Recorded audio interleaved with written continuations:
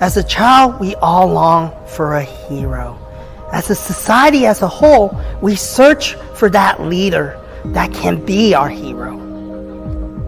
But as we mature and as we grow, it dawned on us that the hero is inside every one of us. And in the world's social media, we all start at zero.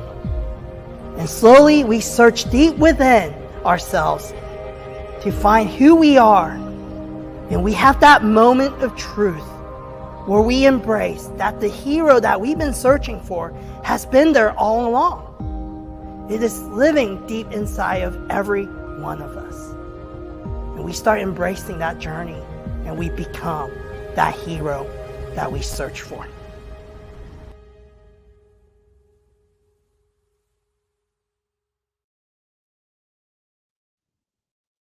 Good morning, everybody, and welcome to episode 105 of Zero to Hero presented by J29 Creative Group. We are joined by another awesome community shaker, community changer, one of these people that we're so blessed to have in our community that is really propelling the community forward. His name is Dr. Jamee Rodgers. He is the president and CEO of Unified Neighborhood Initiative. So let's go ahead and bring him in. Dr. Jamee Rodgers, how are you this morning? Hi, what about yourself? Thank you for having me, Janelle. Thanks for your time. Thanks for joining us today. I'm doing well as well. Thank you for asking. So before we get into kind of the meat of the show here, what is Unified Neighborhood Initiative? What do you guys do? What do you got coming up? All right, so Urban Neighborhood Initiative is a community development corporation. So we focus on building communities with purpose on purpose. And so for us, it's designed by our very DNA and fiber of our being to meet the needs of whatever the community says that they have. We particularly focused in affordable real estate spaces. And we also look to provide supportive services to help not only just stabilize an individual household, but to stabilize a community, ultimately leading to a thriving state. So we balance it out with both the hard side, which is bricks and sticks, it's real estate, housing, building, commercial. And then the soft side is we serve in 5 community schools, serving students and teachers and families through various services as well. That's wonderful. So. What are the programs that you guys have that you're providing throughout some of these communities? I think what I'm more interested in specifically is kind of the youth. How do you get the youth involved in this and kind of go in the direction that you want them to go? Sure. So we actually have programs in 5 schools, and in those schools, we have staff that go in every day. We have before school, during school, and after school programming. Everything from STEM, avionics, and radio engineering, things of that nature, to arts and sciences, to culinary arts. You name it, they have a program that they can do inside of schools. Then we also have what we call our mobile STEAM lab. We call the M Lab. It's a 40-foot trailer that's been engineered, one of its kind that we know of, that's designed to be a mobile classroom that we can take anywhere, zone it off into 4 different classrooms as necessary, and then within 20 minutes, turn it from a classroom into a full-fledged block party with bounce houses and snow cone machines. And so it's engineered. The side of it folds down into a performance stage, which makes it unique because it took about 9 months to get it built and engineer it with a couple of people out of Kansas and a couple other places. And so we just like to meet the needs, whatever they may be, and to create opportunities and to expose our communities to things that they may not have been exposed to and may not have access to. And Yeah. when the barrier of things like transportation seem to stop people from having those experiences, we eliminate those barriers by bringing the experiences to them.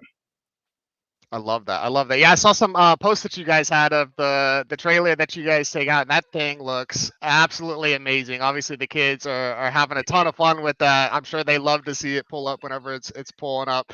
And once they see it, I'm sure they get excited, right? They know what it looks like, so I'm sure they're pointing at it and stuff like that. So Absolutely. that is fantastic. Absolutely. So I'm going to ask you to put Urban Neighborhood Initiative to the side for a second. Who is Jamee Rodgers? Give us your elevator pitch. Who are you? You know, Jamie Rogers is just an eclectic mix of a whole bunch of caring. Like I'm a person who just likes to see people happy and likes to see people do well. I get energy off of hearing great stories. So if somebody's having a great day and they happen to tell me about it at the grocery store, I'm extremely excited. I'm usually energized by it because it knows that somebody else is having a great day. And so I'm just a person who enjoys life. I try my best to live each day as if it was on purpose and just show up whenever I can and be my authentic self. I love that, man. I love that. You're trying to put energy into the world, not take it out of the world. Absolutely. I love that. I love that. And I share with you. I mean, every day, like we were talking about before the show, every day we're put here is a blessing. So, soak it in. Love it, man. I love that. That's perfect. So, Jamie, when Urban Neighborhood Initiative started, you guys had 0 likes, 0 followers, right?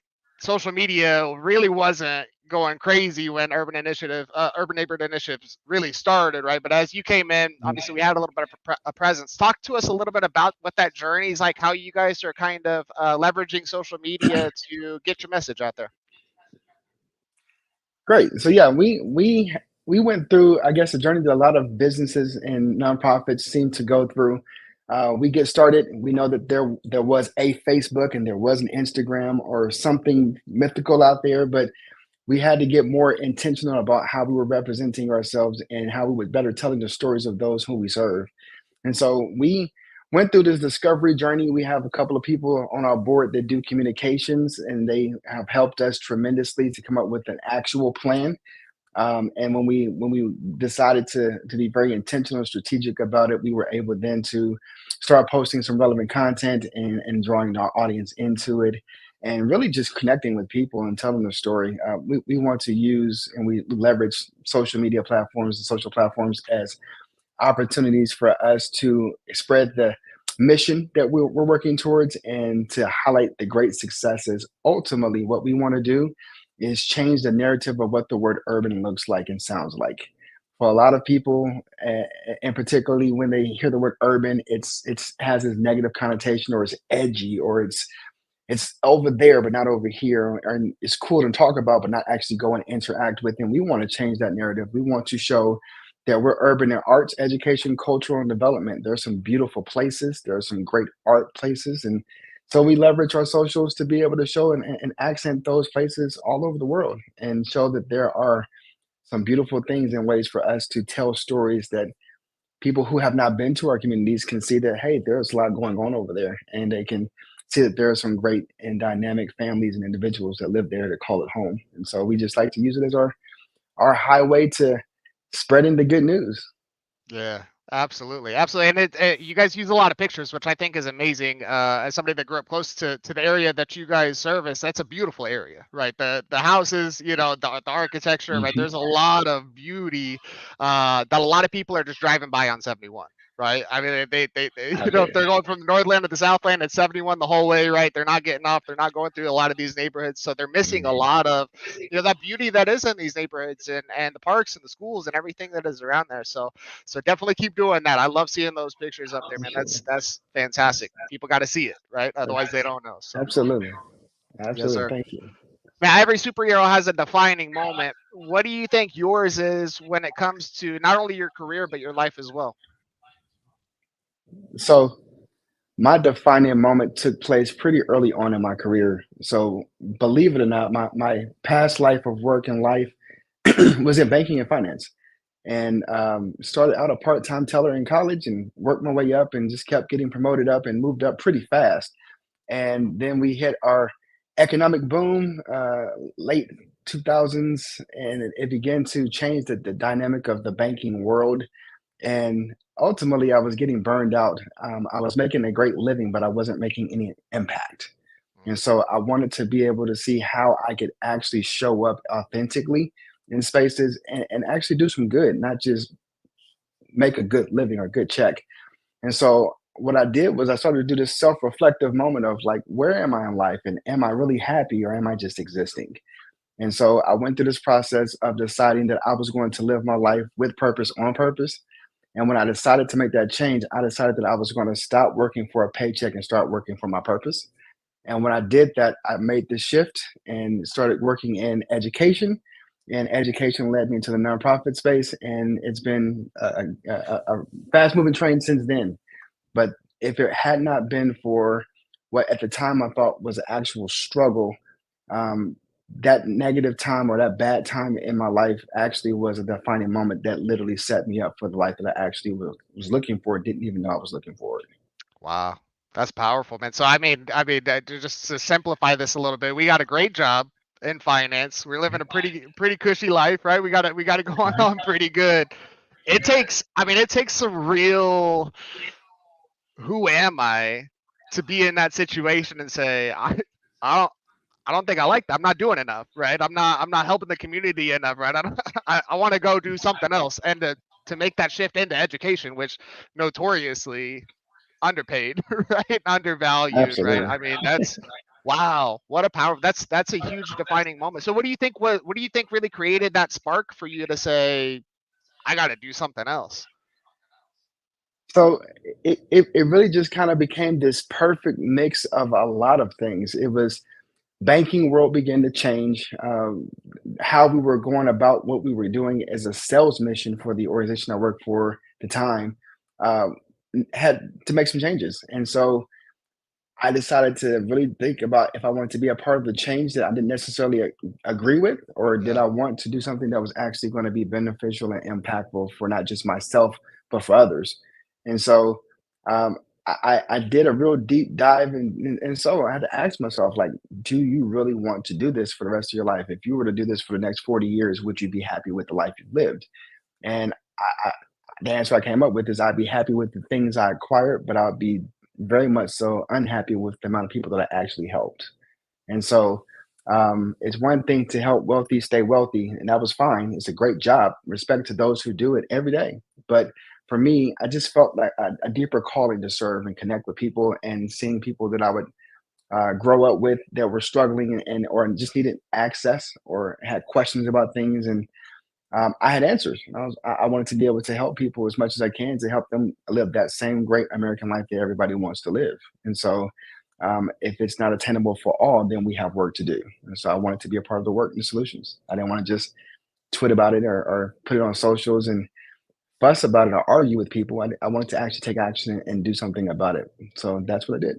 And you dove in. I mean, you didn't just start like a nonprofit on the side that you were given 20% to, right? I mean, you said, I'm done here. Mhm. I'm going all in. So respect to that, man. That definitely that's a big decision. Obviously, it's worked out great for you. You're in our beautiful city of Kansas City now, which is the best city in the Absolutely. country. So it worked out Absolutely. pretty okay for you, especially at the time that you It, came here for sure. We're definitely in our growth era, if you will, to go with the Swifties on that.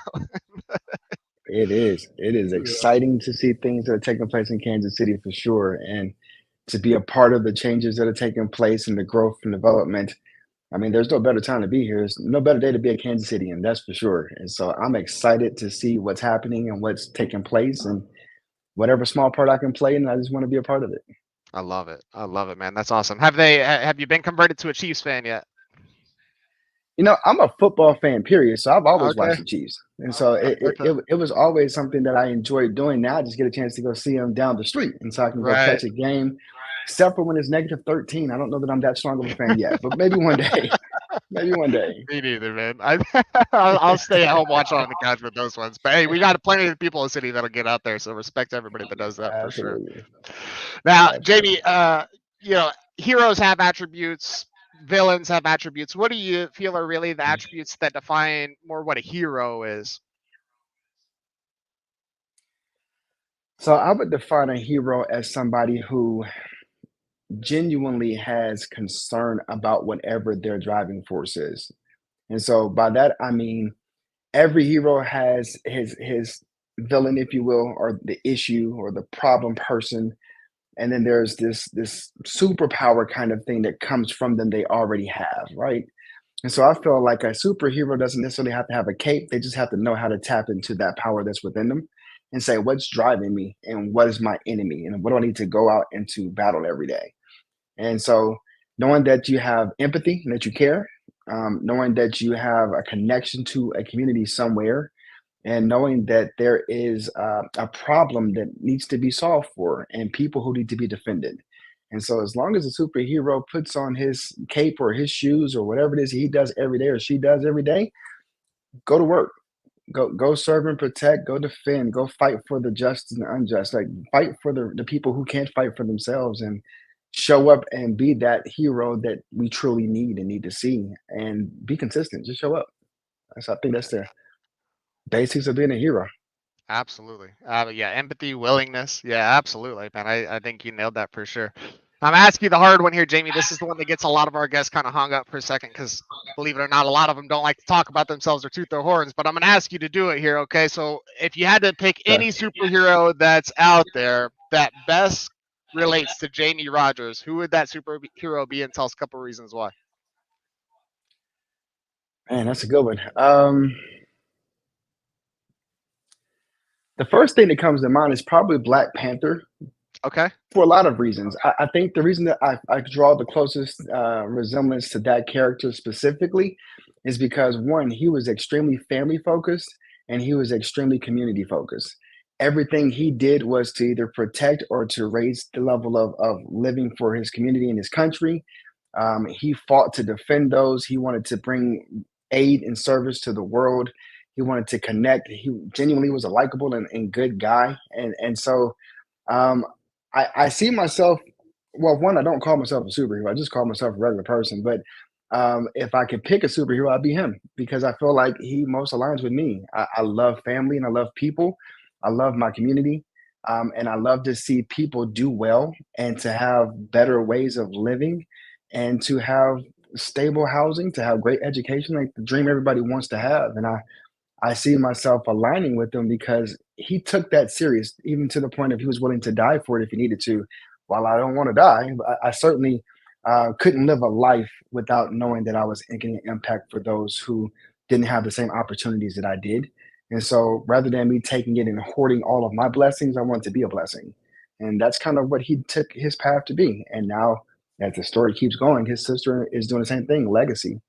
And so I would love to be able to say that when I leave this earth, I've made an impact on somebody else, that the legacy of serving and caring for others continues on. It doesn't have to be the Jamie legacy, it's just a part of the legacy that Jamie had to play a part in. And so if I can help one student become the next me, and by next me, I mean work for a nonprofit or work for a community cause or work for the government or whatever it is you do, but continue serving and spark that care interest, then I've done my job. And that's what I hope to do and hope to have that kind of an impact and leave that kind of a lasting legacy.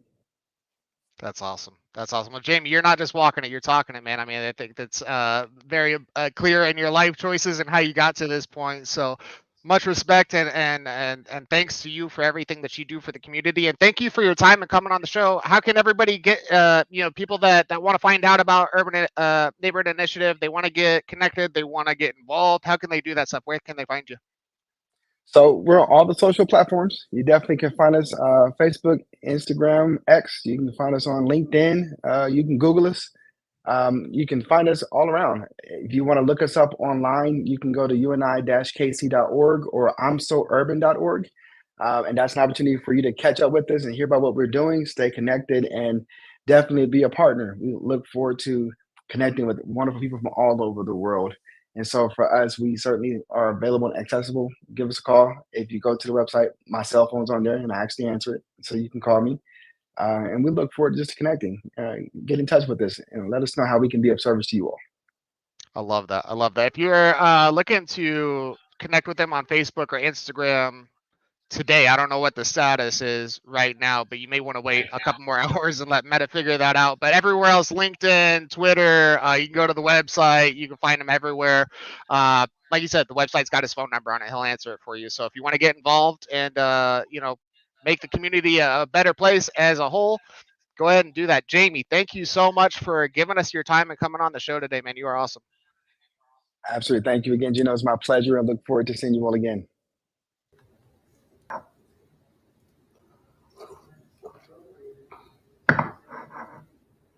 Hey, are we still live? Hey guys, we're still live. Hey guys, this is Kevin Kwok, founder of J29 Creative Group. So who are we? We're a marketing agency here in Kansas City. We're all about a holistic approach to marketing that builds your brand and nurtures online community. But to be honest with you, you guys don't care.